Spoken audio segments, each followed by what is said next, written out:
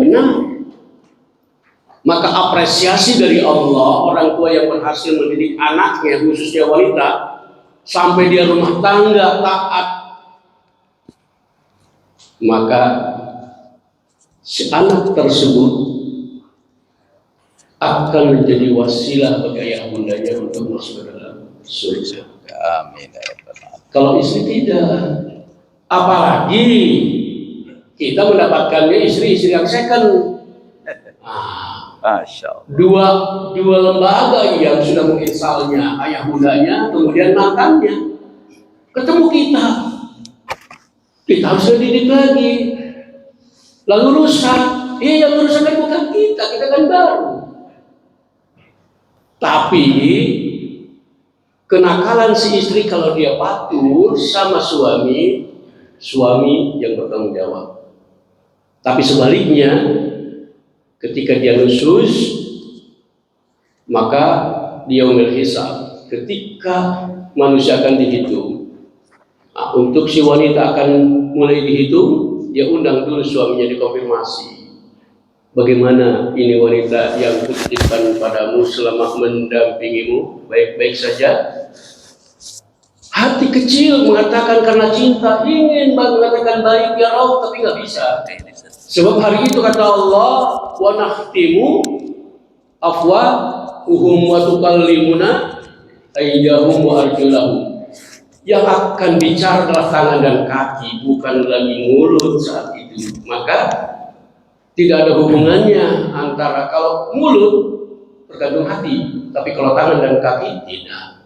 Jangan mengatakan ridho ya Allah, baru si istri dipersilakan. 8 pintu dipersilakan buat si istri. Maka ibu supaya gampang masuk ke surga, taat sama suami. Jadi setelah taat, ibadah Rasulullah mau pas-pasan, sholatnya, puasanya, tahajudnya mau pas-pasan. Selama taat, 8 pintu surga terbuka. Kalau sudah taat, ibu silakan. Kalau nggak percaya, meninggal duluan. Kita suami menyusul. Nah, kemudian terkait dengan tanggung jawab penuh di bawah kita adalah anak cucu kita. Hampir setiap hari datang ke rumah saya, Ustaz, anak saya begini, Allah susah banget, ke sekolah nggak mau, apa nggak mau, ibadah sholat juga nggak mau. Saya bilang kelas berapa sekolahnya? Kelas 10 SMU berarti. Ada yang sudah masuk kuliah. Sekolah. Begini, dalam teori hadis mendidik anak ada 3 periode. Per periode 7 tahun. Maka kata Rasulullah, "Adibu auladakum as-shalah wa hum sab'in." Sini. Didik, install anakmu untuk mengenal Allah. Itu salat. Wa hum sab'in sini. Usia 7 tahun pertama. Duplikasi aja. Nungging, ruku, dia mau nunggingnya kemana, ngadepnya kemana, terserah. Itu duplikasi periode pertama. Periode kedua, kalau dia sudah mulai tidak mau salat, wadribuhum wa hum asr sinin. Periode kedua ada sanksi, kalau nggak salat awas. Periode kedua nih, 7 tahun kedua. Kalau kita maksimal periode pertama, 7 tahun pertama, 7 tahun kedua, di 7 tahun ketiga, di periode ketiga, kita insya Allah nyenyak tidur. Hari ini yang gelisah, yang kacau, yang stres orang tua di usia periode ketiga. Ketika anak SMU kuliah, orang tua stres. Pertanyaan saya, ibu, bapak, 2 periode kemarin, kenapa banyak tidur? Hari ini ibu banyak begadang, saya bilang. Kalau periode pertama, periode kedua kita maksimal banyak begadang mengawal mereka, di periode ketiga, insya Allah nyenyak. Itu saya alami. Anak saya 8. Pertama laki-laki, kedua laki-laki, ketiga laki-laki, keempat laki-laki. Saya bilang, Masya Allah, ini saya harus adopsi. Gitu. Kepengen waktu itu adopsi. Saya bilang ke istri, adopsi perempuan ya, terserah. Umur yang 30-an. Apaan? Adopsi 30, biar gak capek ngurus. Cuma kawin lagi ya. Baru berikutnya saya dapat perempuan. Tetangga nanya, itu di rumah nggak pernah berantem? Alhamdulillah tidak. Kemudian saya duplikasi yang pertama ini, anak pertama. Sebelum saya harus sukses di anak yang pertama. Pertama, konsep makan dia nggak suka nasi. Saya kepikiran masuk pesantren, tapi nggak doyan nasi. Tapi gimana di pesantren ini? Ribet juga nih anak. Nggak suka nasi. Sampai lulus SD. Astagfirullah. Ini kalau ditaruh di pesantren gimana makannya gitu? Pasti dia balik nangis.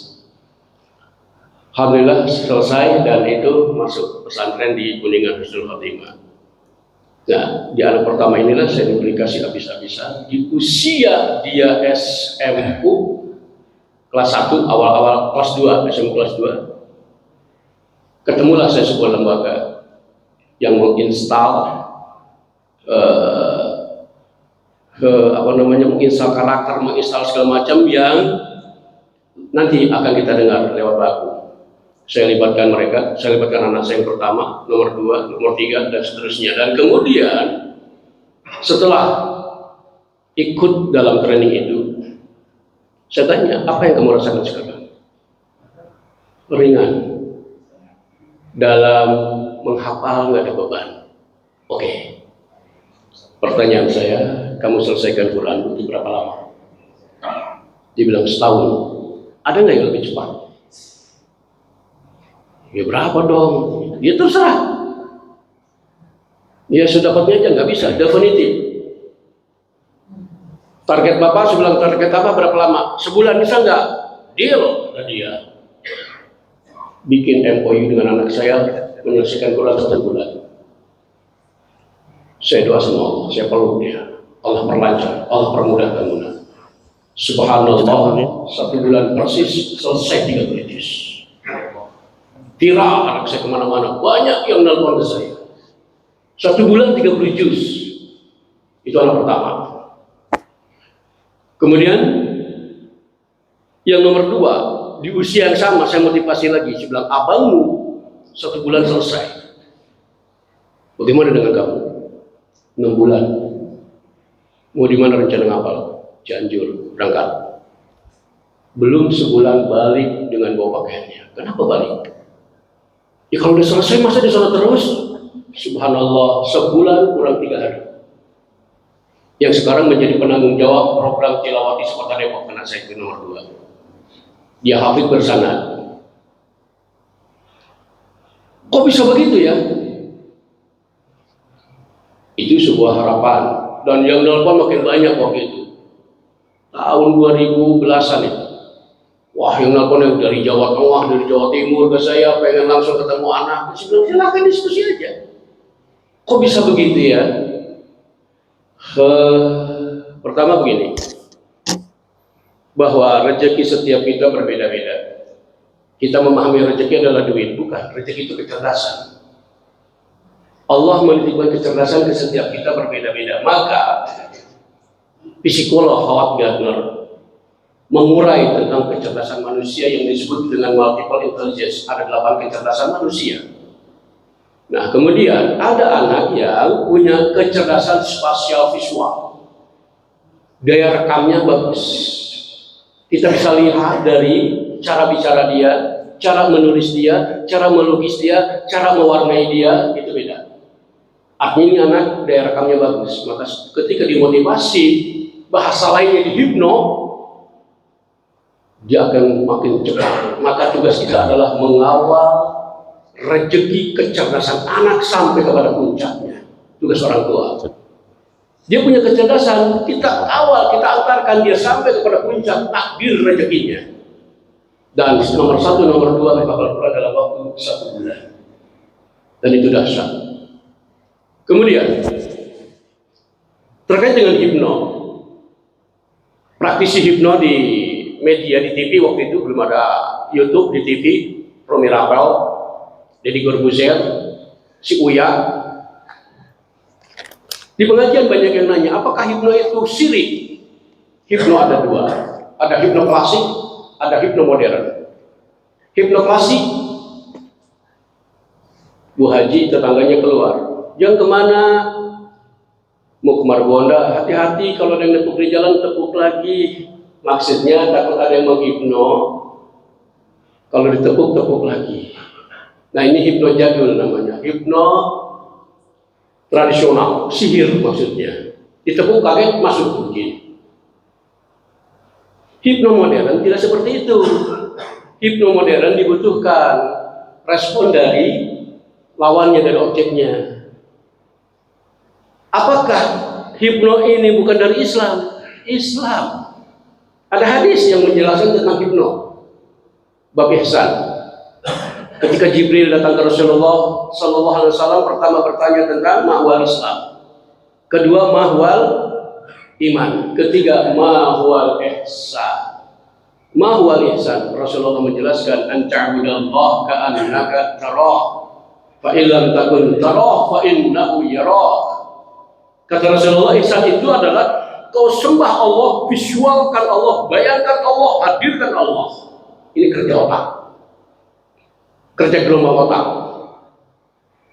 Kata Rasulullah, kalau Anda tidak bisa memvisualkan, membayangkan, menghadirkan Allah, rasakan pengawasannya. Ini bahasa hipno. Maka yang dipakai oleh praktisi hipno, bayangkan, bayangkan, rasakan, rasakan, itu harus sebagai ihsan. Kerja di gelombang otak. Gelombang otak kita mulai dari sekarang ini beta, sadar penuh, masuk sedikit, turun, masuk ke alfa, masuk ke theta. Kita merasakan di sholat Jumat, duduk, datang, sholat tahiyat, itu beta. Mulai senderan, mulai ke alfa, goyang-goyang dikit. Khotib naik, masuk ke theta. Begitu. Jangan bangun lagi, itu theta tuh. Komat masih begitu juga, itu delta. Udah komat dia masih duduk aja, itu gelombang delta. Begitu bubaran sholat Jumat, dia bilang, Anda jangan korobin, sholat Jumat gak pakai khutbah Jumat. Nah, ini sebuah gambaran bahwa hipno adalah referensinya dari hadis, tapi yang modern.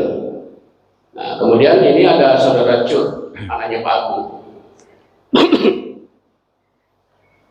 Nanti Cut akan demo, Cut ya? Demo ya. Bagaimana dahsyatnya ketika sudah disentuh oleh sebuah teknologi, kecerdasan manusia itu dahsyat. Saya punya kawan dari Ciputat, Ustadz Hai namanya, buta. Kalau bikin status dia baca, terlihat Ustadz Hai yang baca. Saya telepon, Ustadz, ente baca status anak? Baca. Emang ente bisa baca? Emangnya aku buta? Dia buta. Emang saya buta? Emang saya nggak bisa baca? Saya kan sekolah katanya. Suatu saat sholat di kantor pajak pasar Minggu, dia imam, saya khatib. Pulang pamitan, sendal dia saya geser, saya ganti sendal orang lain. Tahu dia? Ah, sahabat, ini kerjaan. Enak aja fitnah, melihat kata apa kagak. Kata siapa nggak ngelihat? Kita tahunya ngelihat itu pakai mata. Padahal indera manusia bukan sebagai mata. Nanti Cut akan mendemonstrasikan bagaimana tanpa mata kita bisa tahu itu. Dan anak saya yang paling terampil nomor 4. Mata ditutup, suruh baca WhatsApp, dicium, dibaca. Dahsyat luar biasa. Itu semuanya hasil proses selain kita memotivasi dan kemudian ikut dalam lembaga training ini. Dari saya pengantar demikian. Selanjutnya Pak Agung, karena waktunya terbatas ya. Assalamualaikum warahmatullahi wabarakatuh. Waalaikumsalam.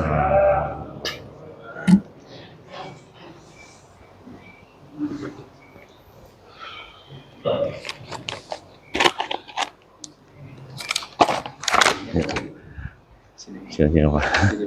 Ya Pak. Pakai itu aja. Ya.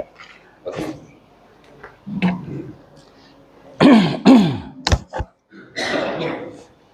Bismillahirrahmanirrahim. Assalamualaikum warahmatullahi wabarakatuh.